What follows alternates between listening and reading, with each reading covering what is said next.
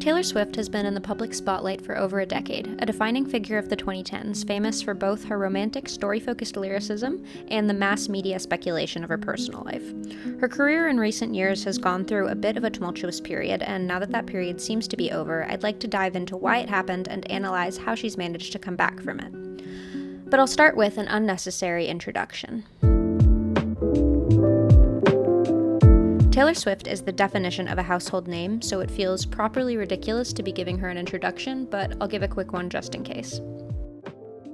Taylor Allison Swift is a pop-based musician and songwriter. She was born in Pennsylvania in December of 1989 and moved to Nashville at age 15 to pursue a career as a country artist.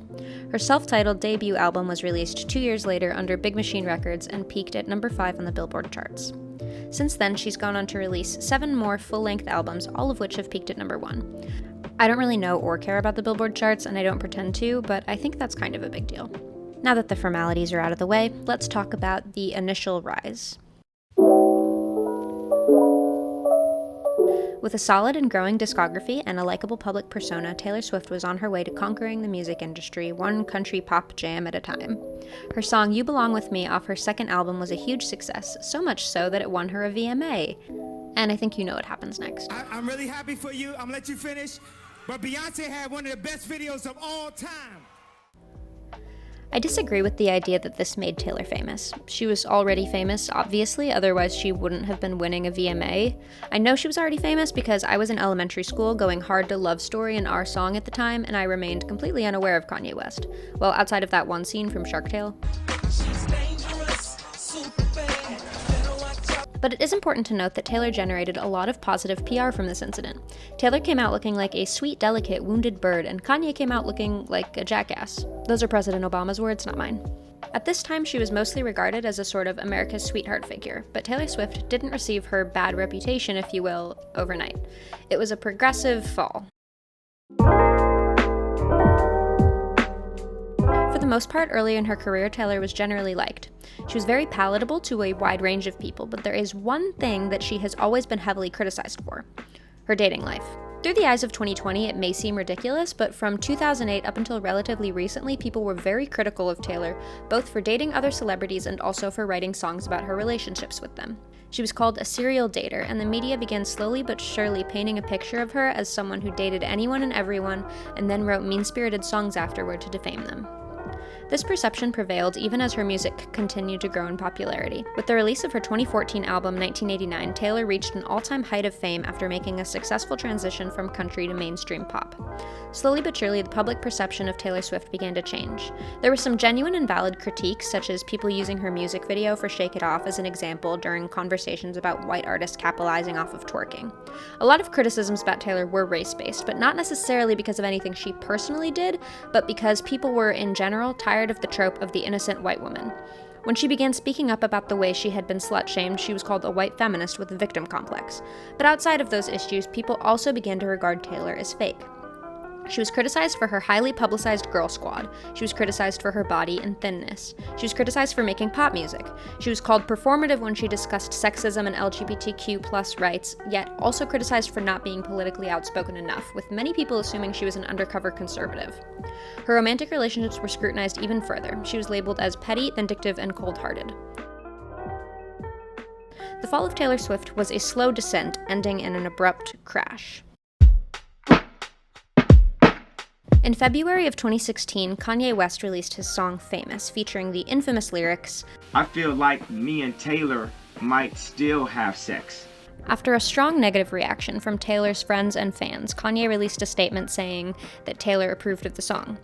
Taylor's reps stated, quote, Kanye did not call for approval, but asked Taylor to release his single Famous on her Twitter account. She declined and cautioned him about releasing a song with such a strong misogynistic message. Taylor was never made aware of the actual lyric, "I made that bitch famous," end quote.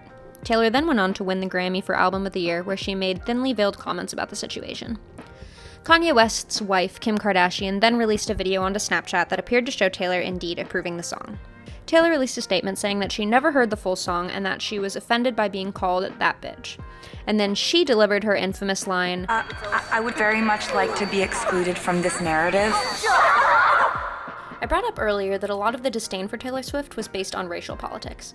I say this because her conflict with Kanye West painted her as a white woman using her privilege and lying to villainize a black man for her own gain.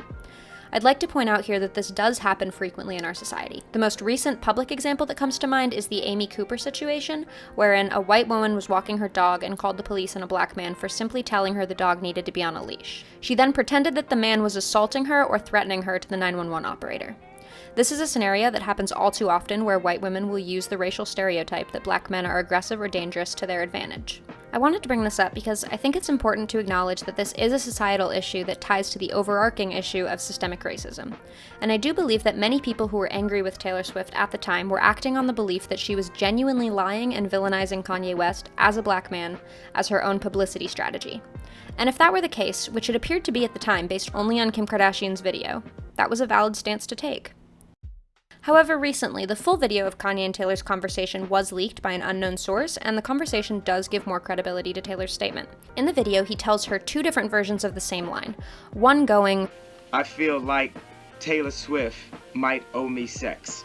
And the other, which he ended up going with, I feel like me and Taylor might still have sex. To which Taylor said the former would cause more feminist outcry. He also said the line, What if later in the song, I was also to have said, I made her famous. Is that, Did you say that? Yes, it might have happened. Oh my god. Well, what am I gonna do about it? Do the hair flip? Yeah, I mean, it's just kind of like whatever at this point. Yeah. But, I mean, just you gotta tell the story the way that it happened to you and the way that you experienced it. Like, you honestly didn't know who I was before that. Like, Yeah. it doesn't matter if I sold 7 million of that album before you did that, which is what happened. I mean, I need to think about it because I just need to, like, you hear something for the first time and you just need to think about it. Yeah. Because it is absolutely crazy. I'm glad it's not mean, though. It doesn't feel mean. But, like, oh my god, the build-up you gave it, I thought it was going to be like, that stupid, dumb bitch. Like, but it's not. I think this is the most telling moment of the video because it does corroborate her story that she never heard the one line that offended her. She also asks to be sent the finished song. The full video is over 20 minutes long and you can go watch it on YouTube if you'd like.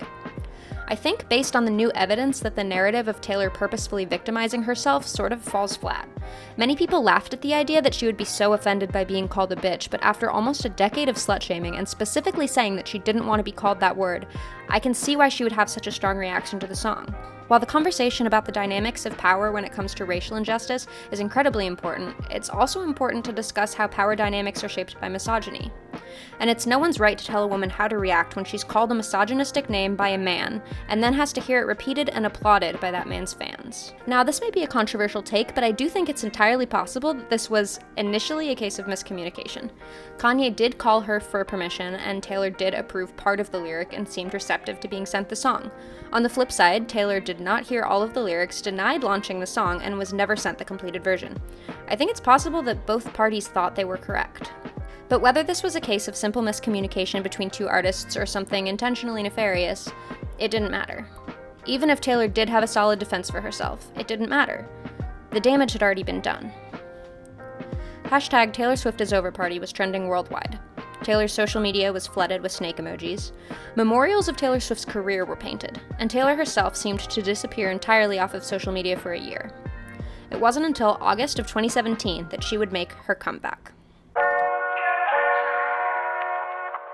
Taylor made her return to social media with a video of a snake. She immediately followed that up with the drop of her single, Look What You Made Me Do. Her sixth album, Reputation, followed 2 months later. While the initial single release was controversial and garnered some social media criticism, the album was ultimately a massive success. It peaked at number 1 and yielded her first all-stadium tour with 2.8 million in attendance.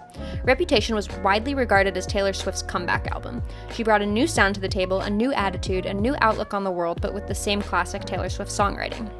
I think with this album, most people, myself included, came around and developed not only an appreciation for her music, but specifically a respect for her ability. It's a rarity in the mainstream pop world to see artists have such an all-encompassing creative control of their own work. While most pop artists are vocalists first and foremost, Taylor truly shines in her songwriting, which I think is mainly responsible for the tremendous support she received when she spoke up about her former record label selling her masters to Scooter Braun. All artists should have ownership over their work, but it seems exceptionally heinous to take that ownership from an artist who is known for their creativity. No matter what your opinion on Taylor Swift, it's evident that she is adept at adapting, at staying relevant. Time after time, she sheds her skin and emerges as someone who somehow seems new and fresh while staying familiar. If I had to describe the key to Taylor's success, it would be this. She is the queen of the pivot. Taylor Swift is a master at pivoting, at taking what she's built and twisting it until it seems new. At the beginning of this video, I described her as a pop-based musician. I say this because all of her music has elements of pop, some more than others, but all with a little bit. Her debut album was her most country album. She had a song called Tim McGraw and a voice like she grew up in the deepest depths of Alabama. For her first 3 albums, she slowly turned up the pop and shed layers of country until by 1989 she was a full-fledged pop star.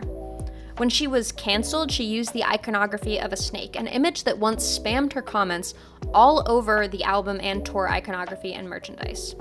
She turned the weapon against her character into a marketing campaign. She regularly writes songs from a warped perspective to satirize the media portrayal of her, and when she'd played out the dark and edgy aesthetic of Reputation, she came back with rainbows and butterflies. And now here we are in the summer of 2020. Taylor is once again #1 in the charts, but this time with Folklore, an alternative indie folk-inspired record. After years of highly produced pop music, she delivered an emotional, lyric-focused, cottagecore acoustic-ass certified chill fest. So, in conclusion, Taylor Swift is pop culture's phoenix. Every time she disappears, she is reborn from the ashes of her previous self. Sometimes it's subtle, like Speak Now to Red, and sometimes it's in a flash of light, like a snake exploding into 1,000 butterflies.